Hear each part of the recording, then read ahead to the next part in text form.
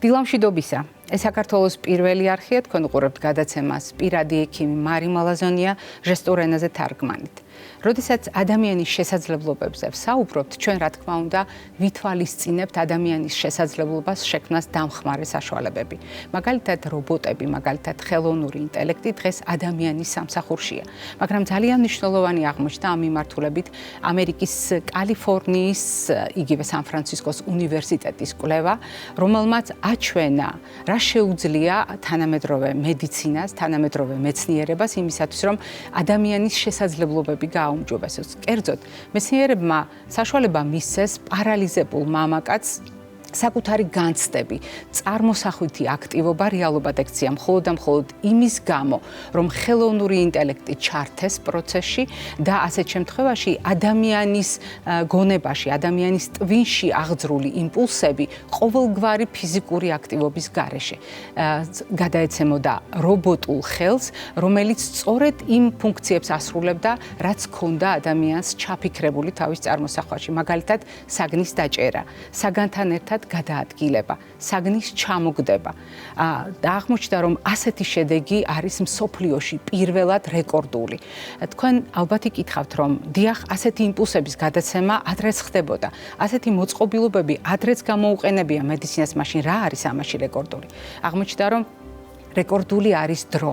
7 თვის განმავლობაში ამ მოწყობილობას არ დაჭირდა კორექცია. 7 თვის განმავლობაში ხელოვნური ინტელექტის, ადამიანის ინტელექტისა და რობოტის ურთიერთობა აღმოჩნდა ჰარმონიული იმისათვის, რომ ადამიანის ტვინში შეგრძნებებთან დაკავშირებით, წარმოსახვასთან დაკავშირებით ცვლილებები ძალიან სწრაფად ექცია მოქმედებად. და ამიტომ სწორედ ასეთი შედეგი არის მნიშვნელოვანი დღეისათვის, სწორედ ამიტომ არის გამორჩეული ეს კვლევა და კვლევა, რომელიც ძალიან დიდ მომავალს პირდება საზოგადოებას იმ ადამიანებს განსაკუთრებით, ვისაც რაღაც მიზეზით შეეზღუდათ შესაძლებლობა და შეიძლება ასეთ შემთხვევაში რობოტული მედიცინა და მათ შორის ხელოვნური ინტელექტის ჩართულობა, როგორც შუამავლის აღმოჩნდეს გადამწყვეტი ამ ადამიანების ცხოვრების ხარისხის გასაუმჯობესებლად.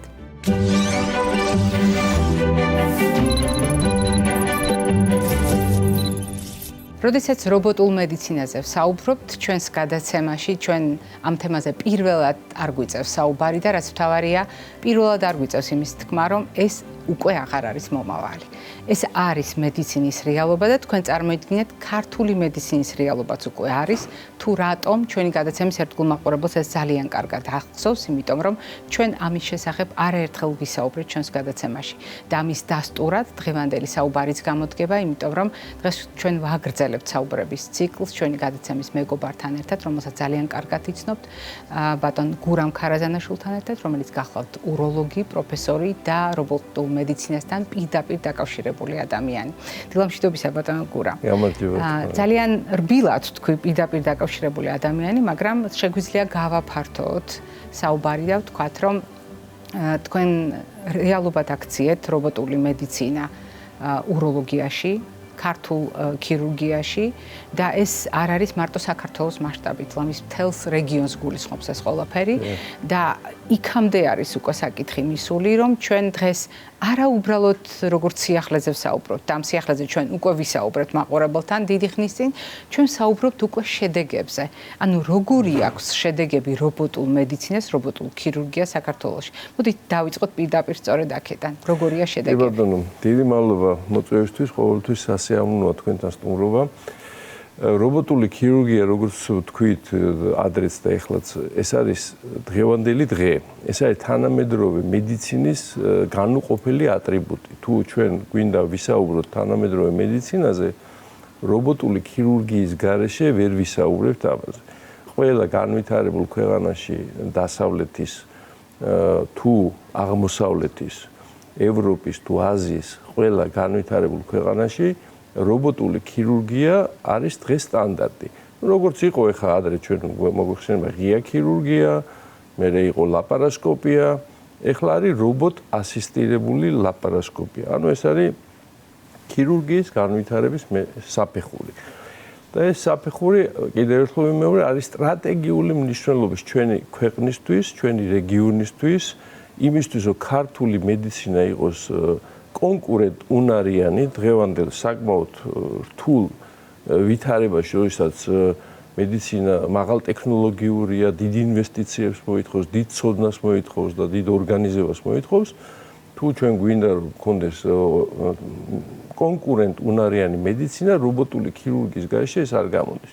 რობოტული ქირურგია არ შეეხება მარტო უროლოგიას. ეს არის უბრალოდ რობოტული ქირურგია, რობოტული მუცლის ქირურგია, რობოტული გინეკოლოგია, რობოტული გულმკერდის კარდიოქირურგია და ასე შემდეგ. ანუ როგორც მეთოდი, რომელიც შეიძლება მედიცინის ნებისმიერ სფეროში გამოვიყენოთ. რობოტული, ეს დანადგარი თავად რობოტული აპარატი შეიძლება გამოიყენოს სხვადასხვა სპეციალისტმა, მუცლის ქირურგმა, უროლოგმა, გინეკოლოგმა, გულმკერდის ქირურგმა, კარდიოქირურგმა და ამ რობოტის საშუალებით განახორციელოს ის ოპერაციები, რაც საკეთებდა დღემდე. ეს არის რობოტული ქირურგია. რაც შეეხება ჩვენს სიტუაციას, რა თქმა უნდა, ვიღაცა უნდა დაიწყოს და თელ სოფლიოში სხვათა შორის უროლოგები იწყებდნენ ხოლმე რობოტულ ქირურგია დაწყებული ამერიკაში, ევროპაში უროლოგების მიერ, გამომდინარე ბევრი სხვადასხვა სპეციფიკიდან აღარ მას ვიზავ. ამიტომ ჩვენც დავიწყეთ საქართველოში მე როგორც რობოტულმა ქირურგმა და უროლოგმა დავაფუძნე ეს და პირველ რიგში უროლოგიაში. რაც ნიშნავს იმას, რომ უროლოგიის თითქმის ყველა ოპერაცია, რომელიც ადრე კეთდებოდა ღია წესით, ან კეთდებოდა ლაპარასკოპიულად, ახლა გადართულია ეს ყველაფერი რობოტულ ლაპარასკოპიაზე. ანუ ნებისმიერი სახის უროლოგია და ეს თავისუფლად შემიძლია ვთქვა უკვე 1 წლიანი გამოცდილებით და უკვე ეს დიდი გამოცდილება, რადგანაც 1 წელიწადში ჩვენ განვახორციელებთ უროლოგიაში უკვე 160-მდე ოპერაცია რობოტული, რაც ევროპისთვისაც კი 1 წელიწადში ერთ რობოტზე 160 ოპერაცია არის დიდი დატვირთვათ ითვლება. ეს არ არის ჩვეულებრივი პატარა ოპერაციები და იმიტომ ეს სერიოზული ოპერაციები, მასშტაბური ოპერაციებია, შესაბამისად რობოტული 160 ოპერაცია 1 წელიწადში ძალიან კარგი მიღწევაა და ნებისმიერ ევროპულ ქვეყანასაც მოეწონებოდა ეს. და ამ 160 ოპერაციაში, 160 ქირურგიულ ჩარევაში შედის სწორედ ნებისმიერი სახის უროლოგიური ქირურგიული ჩარევები. ესენი არის როგორც ონკოუროლოგიური ჩარევები, ასევე რეკონსტრუქციული აღდგენითი ოპერაციები, მაგალითად ჩამორთვლისთვის ჩამონათვალი რო ვთქვათ, რა თქმა უნდა, ყველაზე ხშირი, ერთ-ერთი ყველაზე ხშირი ოპერაცია პროსტატის კიბოს გამოა, რადიკალური პროსტატექტომია, პროსტატის რადიკალური ლიკვიდაცია. რადგანაც დაავადება ხშირი, ამიტომ არის ეს ხშირი. თუმცა ეს არის ერთ-ერთი მხარე მხოლოდ. მაგალითად, ერთ-ერთი ურთულესი ოპერაცია შარდის ბუშტის კიბოს დროს, როდესაც შარდის ბუშტის სიმსივნესაც უნდა მოხდეს სრული ლიკვიდაცია, როგორც შარდის ბუშტის, პროსტატის, ლიმფური კვანძების. ეს ერთ-ერთი ურთულესი ოპერაციად ითვლება, ჩვენ ესენი განვახორციელებთ რობოტულად, რობოტასისტირებული ქირურგიით. ასევე განვახორციელებთ რობოტასისტირებული ქირურგით თირკმლის სიმსივნეების გამო ოპერაციები და საამაყოა ის, რომ დაუშვათ არა მხოლოდ თირკმლის ლიკვიდაციაზე მიდის სიმსივნის დროს. ძალიან დიდი სიმსივნეების თირკმლის ჩვენ მოვახერხეთ ისე მოგვეხდინა თირკმლის დიდი ზომის საკმაოდ 7 სანტიმეტრამდე სიმსივნეების ლიკვიდაცია, რომ თირკმელი შეგვენარჩუნებინა. და ესეც რობოტული ქირურგიის ძალიან დიდი პლუსია, იმიტომ რომ ესე იგი ეს ჩვეულებრივი ლაპარასკოპი ცოტა რთულია ამის გაკეთება ხოლმე რობოტი და ღია წესით შესაძლებელია, მაგრამ ტრამული არის. შესაბამისად, აი რობოტული ქირურგიით თითქმის შემანარჩუნებელი ოპერაციები, სიმსივნეების, შარდის ბუშტის სიმსივნეები, პროსტატის სიმსივნეები ეს ონკოლოგიასაც შეეხება. არა ონკოლოგიური და თანდაყოლილი ანომალიები, შარდსაწვდების შევიწროებები, მენჩარდსაწვდის სეგმენტის შევიწროებები, შარდსაწვდების შევიწროება სხვადასხვა მიზეზების გამო, როდესაც რეკონსტრუქცია არის საჭირო.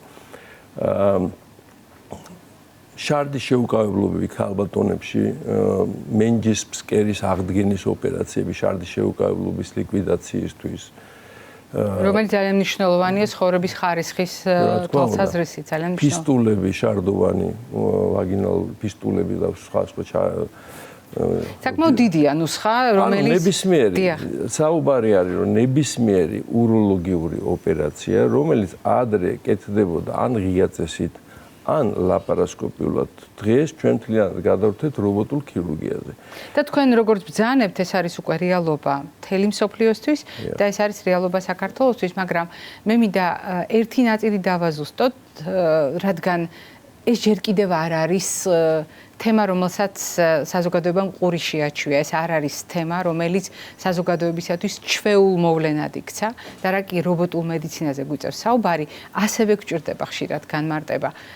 რობოტი არ აკეთებს ამ ოპერაციებს. რა თქმა უნდა. აუცილებლად უნდა უთხრათ საზოგადოებას, რომ ჩვენ ადამიანების სიცოცხლეს დღეს არ ვანდობთ რობოტებს, რომ რობოტული მედიცინა და რობოტ ასისტირებადი ქირურგია ნიშნავს პროფესიონალი მაღალი კლასის ქირურგის აუცილებელ ხელმძღვანელობას ამ პროცესისა და რომ ამ პროცესში მეთოდად დამხმარე საშუალებად არის გამოყენებული ეს. მოდით ესეც განმარტოთ და ვისაუბროთ მოკლედ, რაკი უკვე ჩვენი საუბრის დრო უნდა ამოიწუროს, შევაჯამოთ, რას ველოდებით კიდევ, რა შესაძლებლობებს ხედავთ ამ თვალსაზრისით. კი ბატონო, რობოტული ქირურგია, მაშინ რობოტი არის ინსტრუმენტი ქირურგის ხელში, როგორც ადრე იყო ლაპარასკოპი ინსტრუმენტი და როგორც ადრე იყო მაკრატელი და პინცეტი, ასეთივე ინსტრუმენტია რობოტი, ოღონდ ეს სრულიად სხვა ხარისხის ტექნოლოგიური, ანუ ქირურგი დღესდღეობით ახორციელებს ოპერაციას რობოტის გამოყენებით. ქირურგი აკეთებს და არა რობოტი. ეს არის რობოტული ქირურგია. უბრალოდ რობოტის საშუალებას იძლევა, რომ ქირურგის თვალი და მინიატურული ხელი ისევე მოქნილად ვამოძრაოთ, ისევე დიდი გადიდებით დავინახოთ ეს შიგნით, სიღრმეებში, ორგანიზმში, როგორც დაუშვათ დავინახავდით რეალური ვიზუალიზაციის. ეს სარისკო არ არის ადამიანებს აუცილებლად გაუჩნდებათ კითხვები, როდესაც გააჩნია უდიდესი დამცავი მექანიზმები, ნებისმიერი უნებლივი მოძრაობა, ნებისმიერი იმ წუთში ბლოკირება ხდება. მაგალითად, ეს არ ხდება ღია წესისას, ან ლაპარასკოპის ხელი აუკანკალდა ქირურგს ან რაღაც იქ ჩვეულებრივად გრძელდება ოპერაცია. რობოტი ამ შემთხვევაში ბლოკავს იმ წუთშივე. ამიტომ აქ უსაფრთხოების უდიდესი გარანტიები არის. პირიქით უსაფრთხოების მეტ გარანტიას იძლევა რობოტი ვიდრე ეს. ხო, როგორ ვფიქრობთ, გაფართოვდება რობოტული მედიცინის შესაძლებლობები? გაფართოებული ჩვენ გადავდგით ყველა ნაბიჯი ამისთვის, კერძოდ ორი ქირურგი მომავზადეთ, ერთი მუცლის ქირურგი და ერთი გინეკოლოგი რობოტულ ქირურგიაში და დაწყებული არის, რა თქმა უნდა, არა ისე მასშტაბურად, მაგრამ რამოდენიმე ოპერაცია ნაწლავის სიმსივნეზე, კუჭის სიმსივნეზე, საკვერცხის და საშვილოსნოს სიმსივნეზე განხორციელებულია უკვე რობოტულად. ანუ მე ეს საქმე ჩვენს კლინიკაში დავიწყე და ეს აუცილებლად გავრცელდება, ეს აქ ასე ვთქვათ, ჯინსო გამოუშვებთ, ის ვეღარ ჩავაბრუნებთ უკან. მოგერ ჯინი გამოშვებულია. ჯინი გამოშვებულია. ძალიან დიდი მადლობა ბატონ გურა. მადლობა იმისთვის, რომ ამდენი წელია ჩვენთან მეგობრობთ. მადლობა, რომ ყველა სიახლეს ყოველთვის ჩვენს მაყურებელს პირველად უზიარებთ ხოლმე და ძალიან დიდი მოლოდინი გვაქვს იმისა, რა შედეგებს აჩვენებს რობოტული მედიცინის განვითარებას შემდეგ ეტაპზე, მით უფრო რომ თქვენ უკვე შედეგებით ახლა მადრიდში მიფრინავთ იმისათვის, რომ საერთაშორისო საზოგადოებას გაუზიაროთ თქვენი გამოცდილება. მაყურებელს შევახსენებთ დღევანდელი ჩვენი გადაცემის სტუმარი გახლდათ უროლოგი პროფესორი ბატონი გურამ ქარაზანაშვილი.